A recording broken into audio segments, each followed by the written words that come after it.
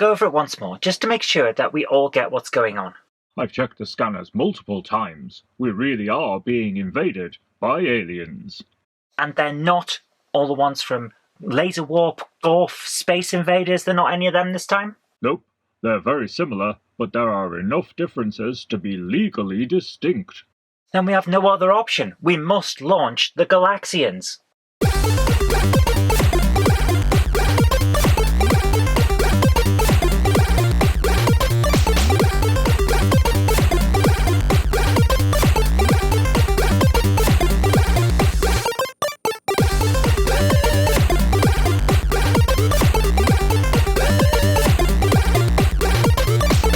All fighters, this is Red Leader. Check in. Why do you get to be Red Leader? Because I wrote the script. Now check in. Red 3 checking in. All systems are go. Red 2 checking in. I'm ready to give these alien Watsits a good thrashing. Red Leader to base. All fighters are ready for battle. What can we expect when the enemy gets here? This is a standard one-screen shooter in the Space Invaders variety, but with some new twists. Enemies will move back and forth in a set pattern, but occasionally one or two will break off from the squad and dive bomb you. Doesn't sound so bad. I'm sure we can handle it. Look out! Here they come! Be sure to give me a running commentary so I know what it's like. At its core, this is a very much enhanced Space Invaders style game. The main difference players would have seen at the time is, of course, the colour screen. That was a big thing back in 1979 when this game came out. Space War, Pong, even Space Invaders were all monochrome. Colour was a big selling point. The other feature would have been the wave effect on the enemy movement, and the dive-bombing enemies. Unlike with Space Invaders, all the enemies in Galaxian don't jump from position to position in a rigid line. One enemy moves, then another moves. This may not seem like a big deal at first, but when you've become used to a set pattern of enemy movement, you subconsciously rely on it for timing of when to fire. This simple wave effect forces you to rethink your playstyle on the fly. Then there's the dive-bombing enemies. This is the only time that the enemy ships will fire at you, so it's the only time that you need to dodge. If the enemy hits you or their bullets hit you, that's a life lost. But they don't move in a set pattern. They can weave back and forth, and they're always coming closer, so when they fire, you have less and less time to react. It's easy to get flustered and overcompensate when dodging, leading you to hitting something. When the game gets tough and there are multiple enemies diving at you at once, that's when you're in real trouble.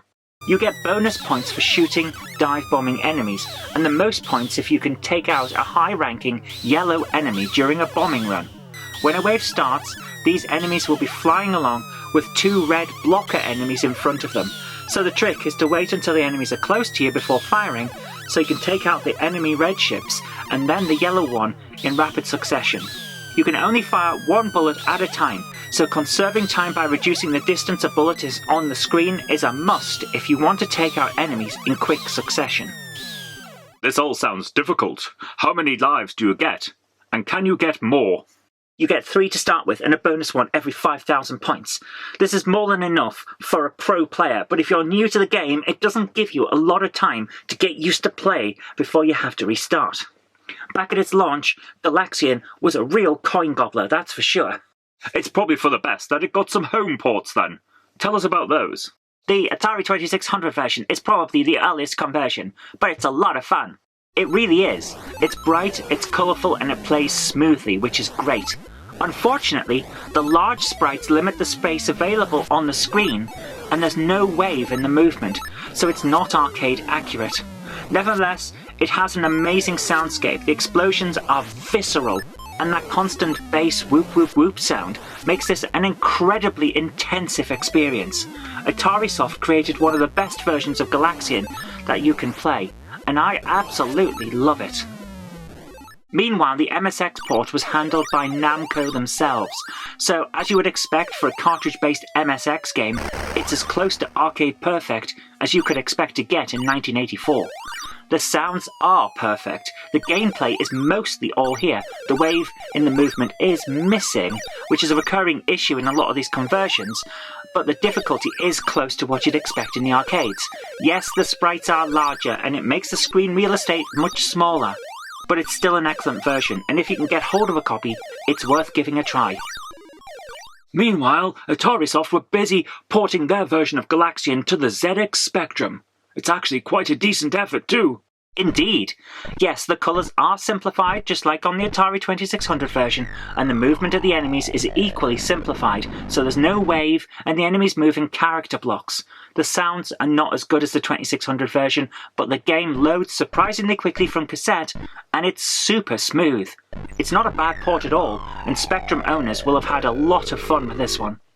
Jumping over to the Commodore 64, and we get something that's really showing off how much more powerful the C64's graphics system was when compared to its rubber-keyed rival, the Spectrum. This is a visually impressive port that has small, accurately coloured sprites that actually move with the wave motion. The enemies fire a lot more frequently than you come to expect if you are used to other home ports, and the game is closer to arcade difficulty levels as well. Sadly, the sounds aren't right, and there's a fair bit of slowdown, which ruins the experience overall. It's a visually impressive game, and I'd love to see someone come in and tweak the code to make it run smoother. It seems the home computer market got a mostly good deal on Galaxian, but what about the next wave of consoles? How did they fare? The consoles weren't left out, don't worry about that one. Let's take a look at the NES version. 404, port not found. Well, damn. Looks like the NES didn't get a copy. Hold on, I'm getting an incoming signal. It's from the Famicom. Oh my goodness, this is it. The best home port for the 80s. So of course, it only came out in Japan. Why would the rest of the world want to play a great version of Galaxian on their NES? Sure, the sequel came out over here, but we're not talking about Galaga, we're talking about Galaxian. The Famicom version of Galaxian has it all. Great, arcade-accurate graphics, amazing sounds, the enemies aren't too large, so you get a decent recreation of the gameplay from the arcade, and the enemies even move in the wave pattern. Gameplay is fluid and fun. I could not ask for a better version. This is excellent. I've got a signal coming in from Korea, and it's about the Master System. Take a look. Now this is very interesting. The NES's first rivals from Sega didn't get a port of Galaxian, even in Japan. The SG-1000 would have been a perfect contender for a Galaxian game, but no version seems to have arrived.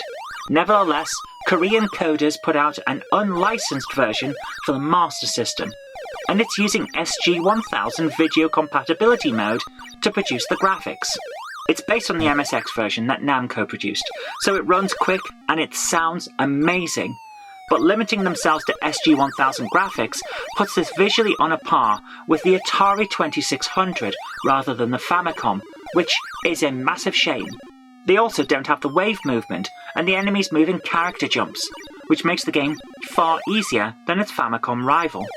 Despite these flaws, it is a really nice experience when you play it, and if it had been released in the UK, I'd have grabbed a copy by now. But I'll tell you which version I did snap up. It's the Game Boy version. It's enhanced for Super Game Boy, and it's so much fun. The game is smooth, and while the enemies wobble up and down to mimic the wave motion on their arcade movement, they don't wobble from side to side, which makes the game much easier to play than you might first expect. There's also a lovely arcade cabinet border when you play this one on the Super Game Boy, and you can also play in inverted colour mode. This is the version with the bright background and darker coloured enemies that you'll see if you play on a Game Boy or Game Boy Color. It makes it easier to see what's going on when playing on a handheld, and it's a nice idea to see that version offered as an alternative game mode compared to the more arcade-accurate version that you'll default to when playing on the Super Game Boy version. This is a visually impressive, fast-paced game with arcade-perfect sound and great gameplay. I can't recommend it enough, and it's available on the same cartridge as its sequel, Galaga, so you get 2 for 1. It's really good and well worth tracking down. Okay, that's the last of the enemy fighters, but I've got some big signals coming in on the sensors. Looks like a trio of arcade ports for modern consoles. I see them. The first one's for the PlayStation 2. When the 6th generation of consoles arrived, it was clear that they had more than enough power to simply emulate the original ROMs from the golden age of arcades. bundles of arcade classics started getting churned out from Taito, Midway, SNK and more, and the guys over at Namco were no exception. The Namco Museum 50th Anniversary Pack contains a perfect clone of the original Galaxian, which is best played using an arcade stick, of course it is, but if you only have a DualShock 2 controller around, it's still a top-notch experience. The emulation is perfect, with all the sounds and gameplay intact. If you can't get your hands on an original Galaxian arcade, it's still well worth grabbing this as a substitute. I can't fault the PS2 version, it's arcade perfect, and the emulator is flawless as far as I can tell. It really is as good as you can get outside of being in the arcade playing an original machine. And the rest of the Namco Museum collection is equally enjoyable. The Wii version, on the other hand, is hampered somewhat, because one of the control systems, and possibly I've picked the wrong control system, we'll talk about that in a moment, is using the nunchuck to control movement and the number buttons on the Wii motion controller to fire. This causes you to either hold your thumb at an odd angle, hold the motion controller upside down, or risk dropping the controller during play. I really don't like that. You can turn the Wii motion controller on its side and play it as if it's a NES controller, but if you do that, you're using the D-pad for movement, which means that you have digital rather than more analog control, and that's not a good experience either. I'd recommend, if you can, find an arcade stick if you can find one for the Wii, or use a Pro controller. Oh, and before anyone jumps in saying, oh, just turn the motion controller on its side and use the D-pad for movement, this is an arcade game. You play it with a joystick, not a D-pad. That's part of the experience. Use the D-pad, and it's just not the same because it's digital control over what should be more analog fluid movement. The game itself is, of course, another perfect port of the arcade original, with another excellent emulator, providing wonderful arcade-accurate sounds and graphics. All that's letting it down here is the controller, which admittedly can be switched out. I understand that. But there's only so far that you can go, and of course, if you haven't shelled out for that, you're still stuck with a bit of a problem. Why couldn't the fire button just be on A on the Wii motion controller? Map it to A and 1 and 2? That would have been fine. It would have given you options, and it would have made it so much better. The final version is available for the Nintendo Switch. Now, for the previous two ports, Galaxian was part of the Namco Museum Collection. On the Switch, it's not. I have the Namco Museum Collection on Switch. Galaxian is not in it. Instead, it's a standalone game and it costs £6 to buy. It looks and sounds arcade perfect, but I can't comment on whether the gameplay is spot on, because there's no way I'm paying £6 for Galaxian when I already bought the Namco Museum Collection on 3 consoles. It should have just been in the collection alongside its sequel, but it isn't, so I can't play it. Okay, that's the last one. Let's blow this thing and go home. I've got a lock. Mission complete. If you like the show, please consider supporting me on Patreon. It really does help create future videos. That's patreon.com/Zoe Kirk Robinson. I've got an extra special thanks going out to Chief89, Sam Yates, Retro Mickey 82, Mo Henry, and George Porterini. Thank you so much, guys.